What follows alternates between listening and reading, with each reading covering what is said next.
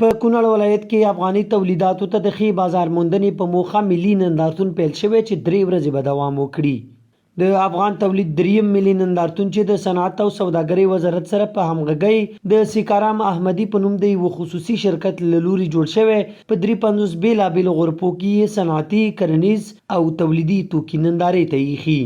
دوی چې په نندارتون کې یې وطني تولیدات لیدو او خرڅلاو ته ایښي وایي دا ډول نندارتونونه دې لا زیات شي ترڅو د صنعتکارانو صنعت ښه وده وکړي. زمونږ د ټولو دپاره یو د افتخار ځایم دی او مطلب د سوداګرو دپاره زیاته ګټه دا ده چې زمونږ ټول افغانان دا ویني چې په کونړ کې کم شی جوړېږي، کم لباس جوړېږي او داسې نور په کونړ کې خو ډېر شیونه جوړېږي که نه لاسي صنعت کې. نو مونږ په دې باندې ډېر خوشحاله یو او دا زمونږ دپاره یو زیری دی چې موږ خپل تولیدات خپل مالدارانو ته وښیو، خپل د وګړو ته وښیو چې موږ په کونړ ولایت کې څومره تولید لرو. د دغه نندارتون جوړونکي وایي موخه یې له دغه ډول نندارتونونو داخلي تولیداتو ته د هیواد سربیره په نړیواله کچه بازار موندنه ده.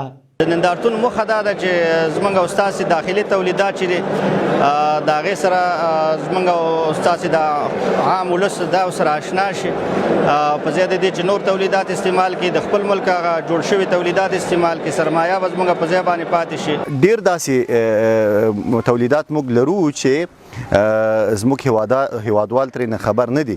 په نندارتون کې خلک راځي د دې په کیفیت، اهمیت او ارزښت باندې پوهیږي او هغه د دې په ځای چې د نورو هیوادونو تولیدي توکي یا محصولات وکاروي د خپل هیواد د اصیلو تولیداتو نه ګټه اخلي.